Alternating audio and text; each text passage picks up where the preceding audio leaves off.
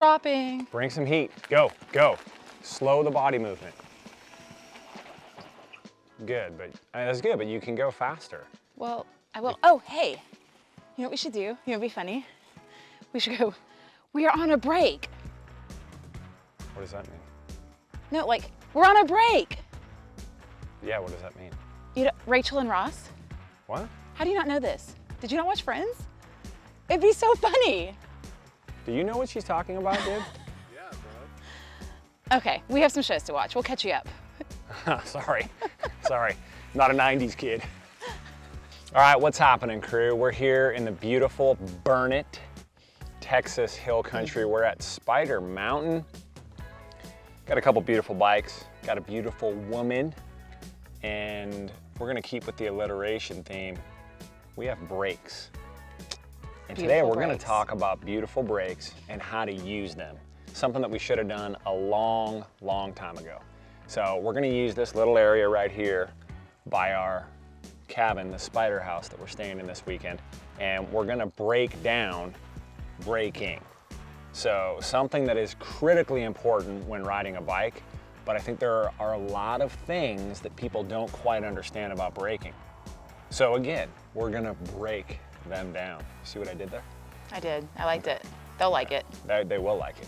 All right, so what do we need to do now? What do we need to ask the crowd watching out there? There might be 7 people watching this video. Are you ready? I got chills. And they're multiplying.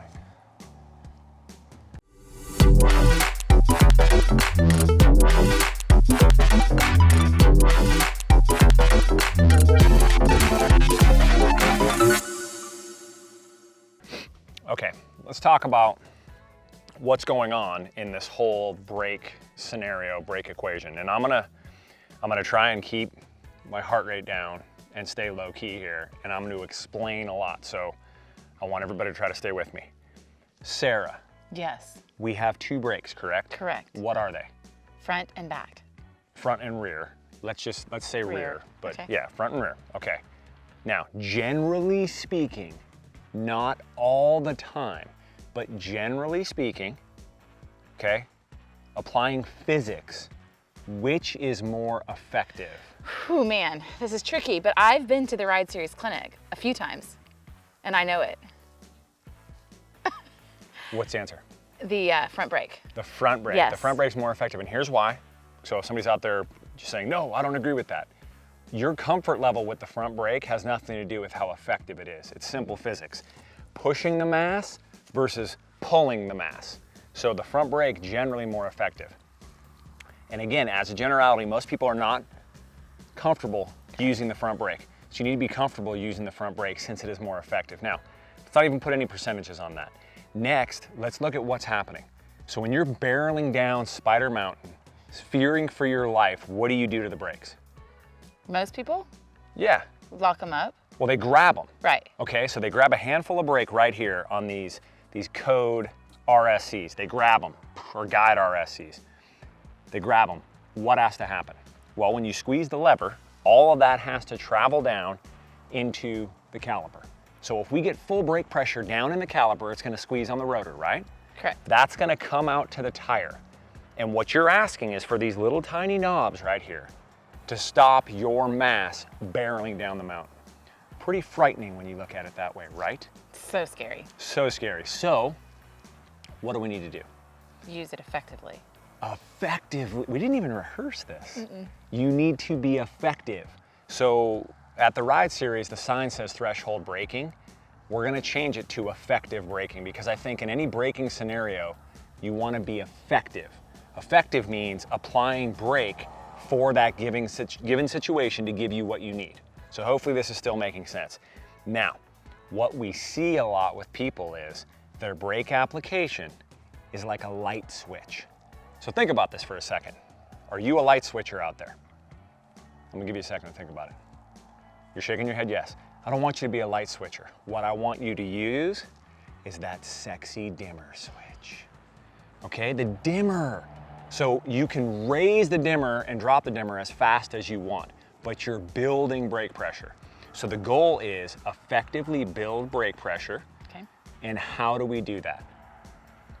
Well, how we build pressure in the lever is important. Some people call it modulating. Now, what I want to do is I want to slowly build that pressure like a dimmer switch. Second is, what's my body doing during this? How important is my body in this braking scenario?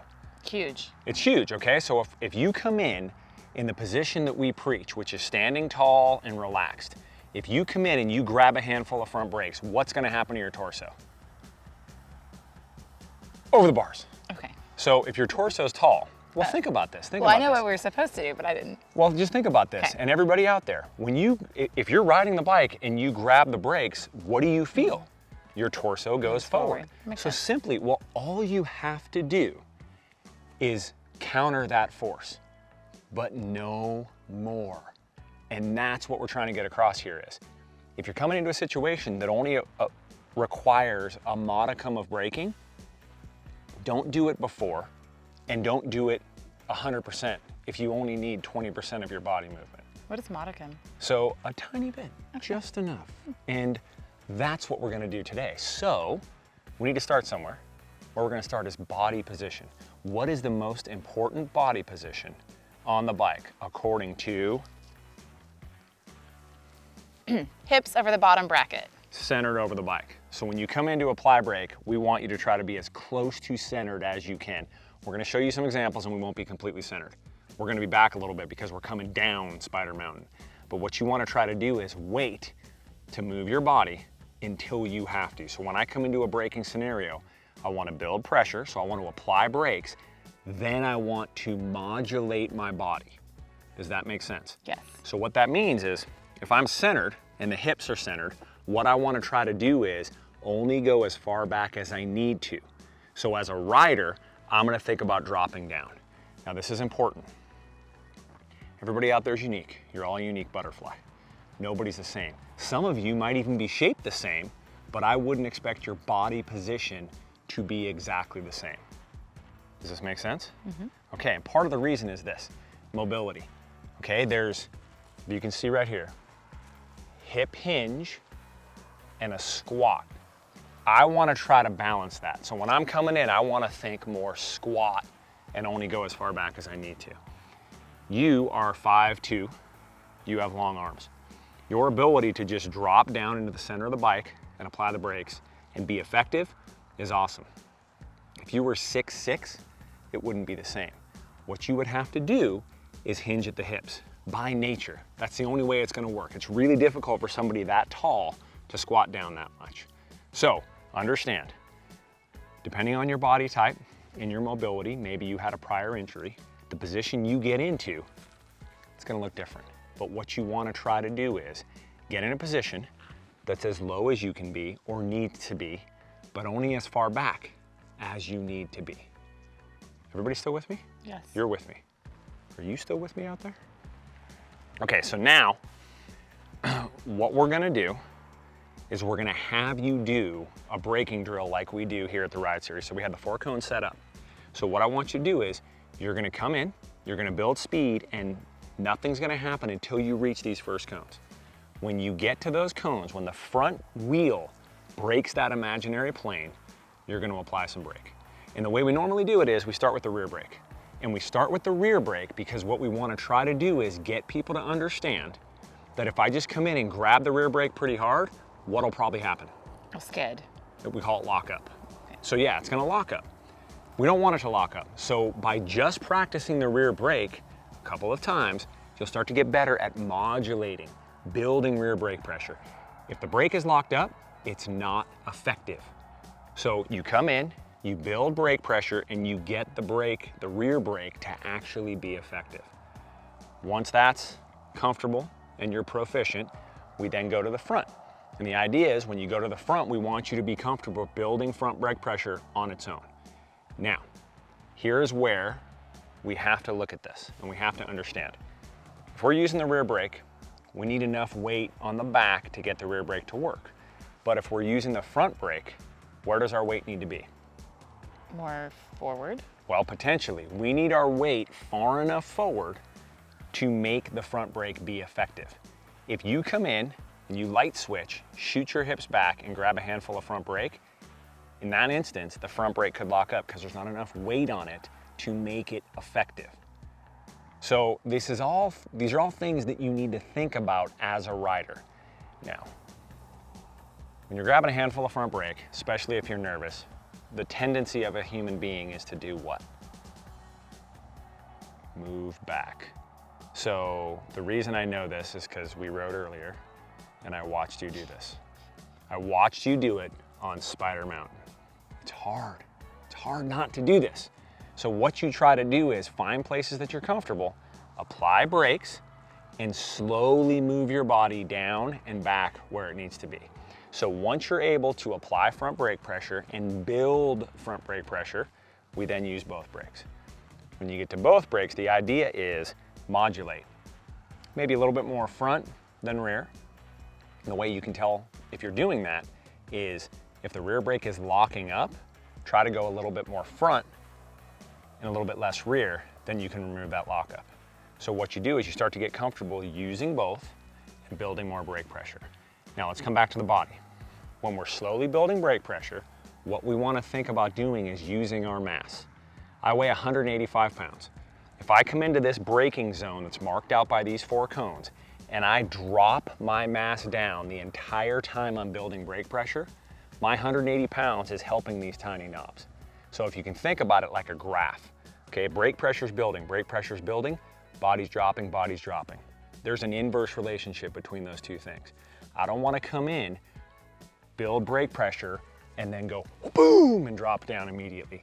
I want to draw out the movement of my body all the way through that braking zone. Part of the reason we do this at the Ride Series is we work in 100%. So if you can come in as fast as possible and get stopped as effectively as possible in this small window, you'll rarely ever use that 100% on the trail. You're going to be about 20 to 60, maybe 70. So that brake application requires very little input from you in regards to finger modulation on the lever, but also your body. And again, we come back to the most important thing you can do is stay centered over the bike. So if I come ripping into one of these turns and I get a handful of brake, but I'm not too far back, I can now effectively navigate that turn. All right, let's do some drills. Let's do it.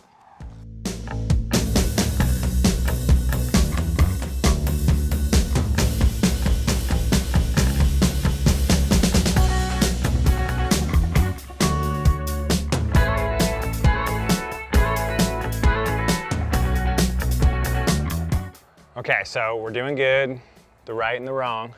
The next one is going to be very important. I alluded to it earlier. It's keeping enough weight centered so you have enough weight on the front for it to be effective. Now what I'm going to do, because I got chosen to do it. I'm not doing it. I'm going to come in and I'm going to shoot my hips back pretty quickly to try to lock up the front brake. Now my hope is I don't fall on my face here. So I can highlight the fact that if your hips go too far back too quickly, there isn't enough weight on the front and it can't do its job. So that's why these drills are great for getting more comfortable with this. Don't try this one at home, right? Yeah, it's gonna be good either way, honestly. If I crash, that's awesome. People will dig that, so win-win.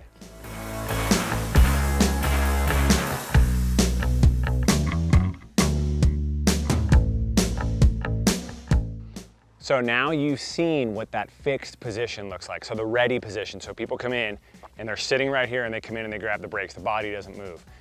What we're gonna do now is we're gonna show you coming in, standing tall and relaxed. And as we build brake pressure, the body drops down to drive that weight down and get those tires to grip even more. Okay, and another thing that you wanna focus on is how much body movement is needed. So what I'm assuming is gonna happen in this is Sarah's gonna come in and her movement down is gonna be less than mine. She's 5'3", carries a decent amount of mass low and has long arms. I'm about 5'10"-ish. So what I'm gonna try to do is drop down as much as I need to, and you'll see the difference between two of us.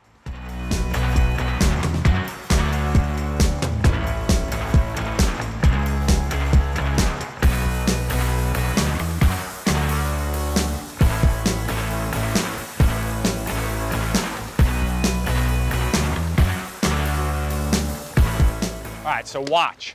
I'll come in faster. Watch how slow I drop. Ooh, I wasn't even going for that. I was trying to exaggerate slowing my body back. And as you saw, I was a little bit too front heavy. The back wasn't doing anything, but I didn't flip over. So it turned out to be good. What I'm trying to get across to you is slow your movement. When you're coming in, your movement, it's not fast relative to everybody, but it's faster than it needs to be.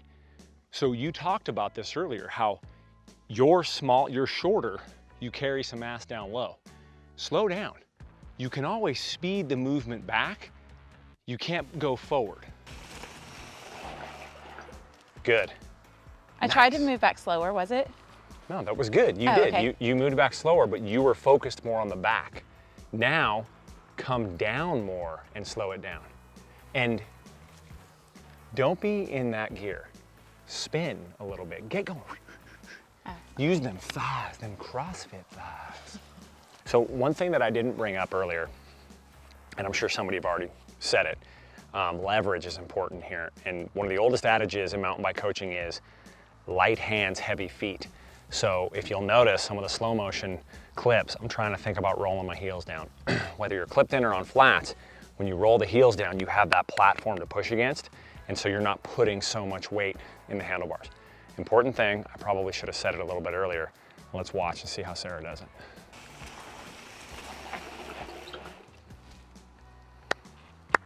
Nice.